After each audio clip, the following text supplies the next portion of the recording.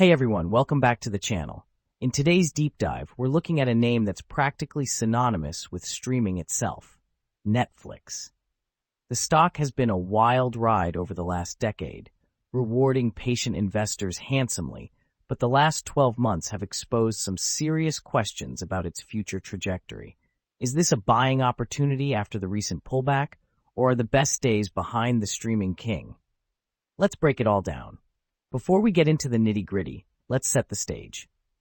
Netflix is a global entertainment powerhouse, operating in over 190 countries with roughly 222 million paying subscribers. It's headquartered in Los Gatos, California, and has fundamentally changed how the world consumes content. From its roots as a DVD-by-mail service to a streaming giant that's now diving headfirst into gaming and live events, this company has never stopped evolving. The business model is straightforward but powerful.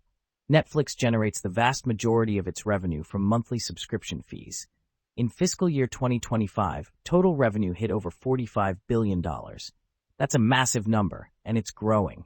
The company operates on a scale that few can match, investing billions annually in original content, technology, and now, interactive experiences. Under the leadership of co-CEO Ted Sarandos, Netflix is navigating a mature streaming landscape by doubling down on what works: great content, global reach, and improving monetization. Let's talk about where that money comes from.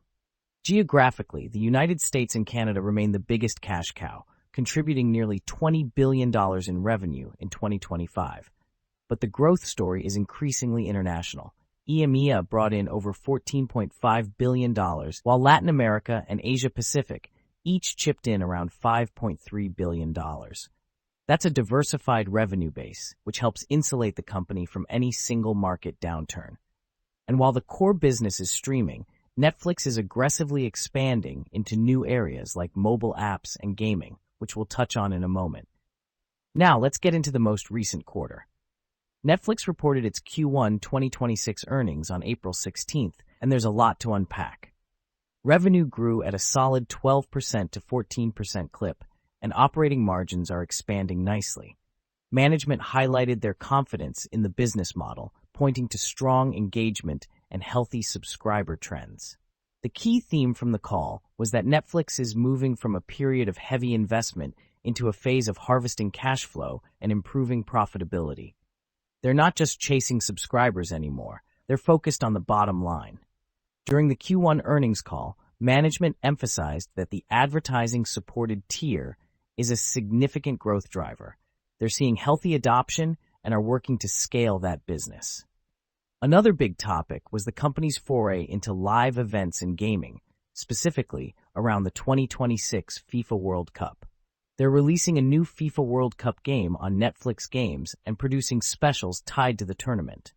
The message was clear. Netflix is no longer just a passive viewing platform.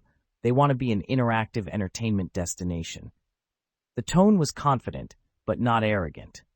They acknowledged the competitive landscape, particularly from the likes of Amazon and Disney, but believe their focus on variety and global content gives them a unique edge. Let's look under the hood at the financial statements. The numbers here are impressive. In 2025, Netflix generated over $10 billion in net income on $45 billion in revenue. That's a net profit margin of over 28%, which is exceptional for a media company. Free cash flow was a staggering $9.4 billion. Compare that to just a few years ago when the company was burning cash to build its content library. The balance sheet is solid too. They have over $9 billion in cash and short-term investments, with total debt of about $29 billion. The debt-to-equity ratio is a reasonable 0.54, and they have a current ratio of 1.4, meaning they have plenty of liquidity. They're also aggressively buying back shares, reducing the share count by nearly 2% annually, which is a huge tailwind for earnings per share. Now for the SWOT analysis. Starting with strengths, Netflix's brand is global, its content library is unmatched, and its recommendation algorithm is a competitive moat. The financials are best in class, with high margins and massive free cash flow. Weaknesses: the business is heavily dependent on content spending, and that's a risk. Also, the core streaming market in the US and Canada is mature, so future growth has to come from international markets and new business lines. Opportunities are exciting. The ad-supported tier, gaming, and live events like the World Cup could open up new revenue streams. There's also potential for price increases over time. Threats are real and present. Competition from Amazon, Disney, and now deep-pocketed tech players is fierce. And there's always the risk of subscriber churn if content quality dips. The recent 24% drop from the post-earnings high shows that investors are getting squeamish. Looking at recent performance, the stock is down about 6% in the last month and over 15% in the last 3 months. Over the past year, it's actually down over 31%. That's a significant pullback from the highs. But zoom out to the 5-year picture, and you're still up over 68%. The volatility is baked into this stock. The market is clearly pricing in concerns about decelerating growth and competitive pressure. From a technical perspective, the stock is testing some key support levels. A break below could signal further downside, but for long-term investors, this kind of pullback is often where opportunities are made. Let's get into the valuation, and this is where it gets interesting. We ran a comprehensive fair value analysis using a forward PE model, which is the most appropriate framework for a mature compounder like Netflix. The model confidence is high, and the setup passed our sanity checks. The current forward PE is around 21.4, which reflects a company that's still growing, but at a more moderate pace. So what's the fair value? Our analysis puts the fair value at roughly $80.69 per share, which is very close to the current price of around $82.88. That implies a slight downside of about 1.8%. The DCF model, which we use as a supporting check, actually suggests a slightly higher value of $80.48, so the stock is trading in a reasonable range. What drives this valuation? First, the forward PE multiple. We're applying a target of 22, which is a slight premium to the current multiple, and poor, justified by the ad tier and international expansion. Second, free cash flow conversion is expected to remain strong, with ratios between 85% and 90% of net income. Third, the aggressive share buyback program, reducing shares by 1.7% annually, is a powerful EPS growth driver. And fourth, the terminal PE of 20 reflects a mature but still growing company. The valuation suggests the market has already priced in a lot of the good news, but it's not egregiously overvalued. So here's my take. Netflix is a fantastic business with a durable competitive advantage. The recent pullback makes the risk-reward more interesting, but it's not a screaming bargain. The forward PE is reasonable, but the days of hypergrowth are likely behind us. The key upside is the advertising business and gaming, which could add billions in revenue over the next few years. The key risk is competition and the potential for subscriber growth to stall. If you're a long-term investor, I think NFLX deserves a spot in a diversified portfolio, but I wouldn't expect the same 68% 5-year return we saw in the past.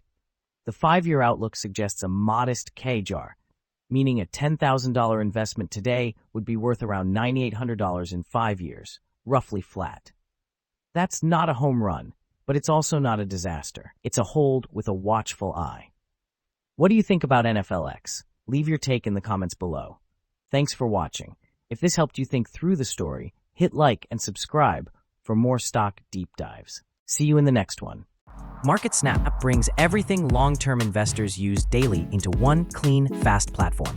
Explore stock financials, SWOT analysis, valuation ratios, 5-year analyst estimates, and our intrinsic value calculator, built with real fundamentals, not hype.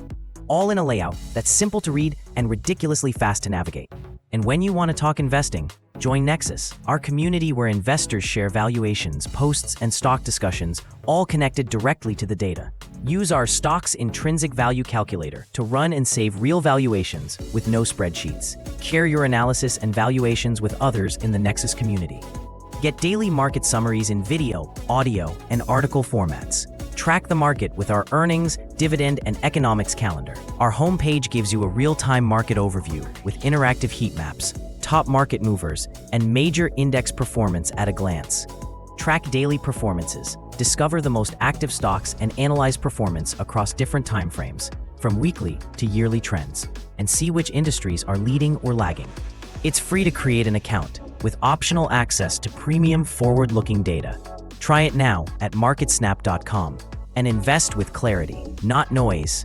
That's a wrap for today's stock market summary from MarketSnap. Thanks for tuning in, and make sure to stick with us for daily updates and deep dive SWOT analyses to keep your investment strategy sharp. Whether you're navigating short-term turbulence or building wealth for the long haul, we've got the insights to help. See you tomorrow.